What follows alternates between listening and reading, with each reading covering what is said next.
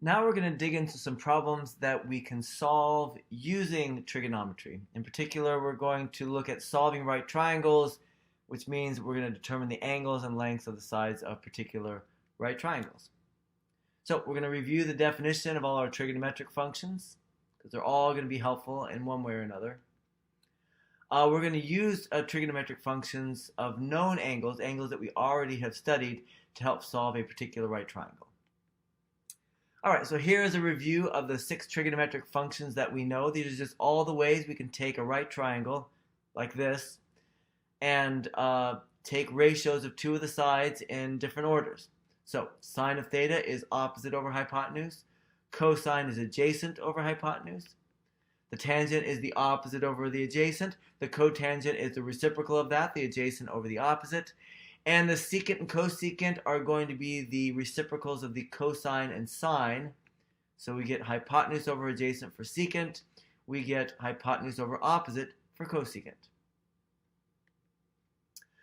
And also remember that we've already done a lot of work on some triangles, two different kinds of triangles that actually gave us the trigonometric functions for 3 of the angles. We know how 30 degrees works, we know how 45 degrees works, and 60 degrees.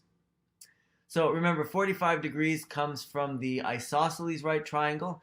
And again, we can use whatever s that we want. I'm going to go ahead and choose s equals 1, if that's okay with you. And then we're going to go ahead and find the different trig functions. So sine of 45 degrees, for instance, that's going to be, we can use whichever 45 degree angle we want. I'm not going to tell you which one I'm choosing, but I'll tell you what the opposite is. It's going to be 1, whichever I choose. The hypotenuse is square root of 2, so you get 1 over square root of 2. And cosine of 45 degrees, guess what? It's going to be exactly the same, right? So for the 30 and 60, we use the 30, 60, 90 triangle. And so for 60 degrees, the sine is the opposite. Now I do care about the opposite. The one that's furthest away from 60 degrees, that's square root of 3. Divide that by the hypotenuse, which is 2. Cosine is going to be the adjacent, which is 1 divided by 2. And 30 degrees, which we just use the other one. 30 degrees, the opposite. The one farthest away from 30 degrees is 1. The hypotenuse is still 2.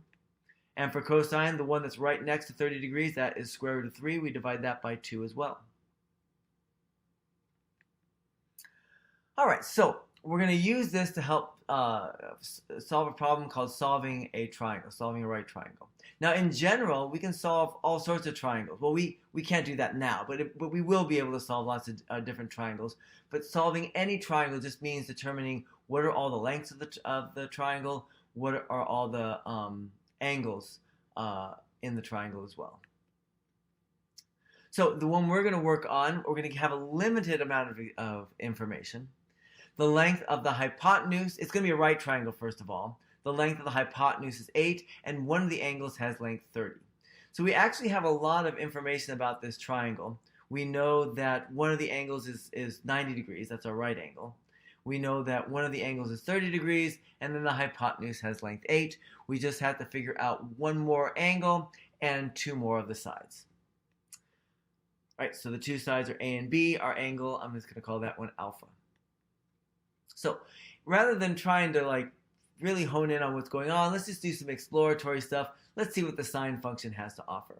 Well, we can actually think of the sine function in 2 different ways. So first of all, let's just choose our angle 30 degrees. We know from that work that we did on the previous slide that the sine of 30 degrees is 1/2. We did that work. But from this right triangle that we have here, the sine of the 30 degrees is the opposite, which is B, over the hypotenuse, which is 8. So sine of 30 is also equal to B over 8. And what we've done is that, that mathematician's trick that we've done more than one time, right, where we measure the same quantity, in this case sine of 30 degrees, in 2 different ways. In one way we got 1/2, and the other way we got B over 8. But they're the same quantity, so they have to be equal to each other. And that allows us to solve for our unknown quantity by multiplying both sides by 8. We get B equals 4. So I'll go ahead and put that up there. B equals 4. If we want to figure out A, we're going to use cosine. That's a good one to use. And actually, that's a reasonable one to use. Cosine uses the adjacent side. A is the adjacent side, so that seems reasonable. if I measure what cosine of 30 degrees is, again, from our previous work, that's square root of 3 over 2. But by just looking at the triangle in front of us, our adjacent side is a, our hypotenuse is 8, so cosine 30 degrees is also a over 8. We've measured the same quantity, cosine of 30 degrees, in two different ways. Those two different ways have to be the same thing, so they have to be equal to each other. And if we solve for a again by multiplying both sides by 8, we end up with a being 4 times square root of 3. So there's our a.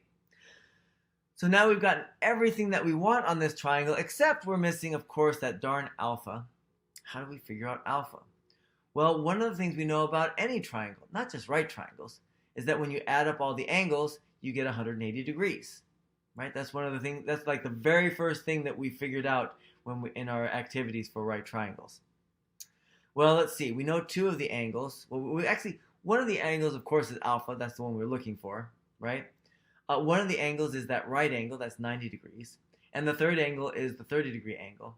We know those all have to add up to 180, so guess what? We set them equal to 180. And then it's just a matter of solving for alpha. That's pretty straightforward. I'll let you figure that one out.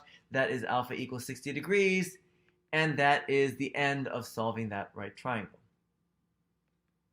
All right, so now for the in-class activities, you actually have two sets of in-class activities to work on. One is called solving right triangles, and the other one is called trigonometric identities. Those are on the PDFs included with this video.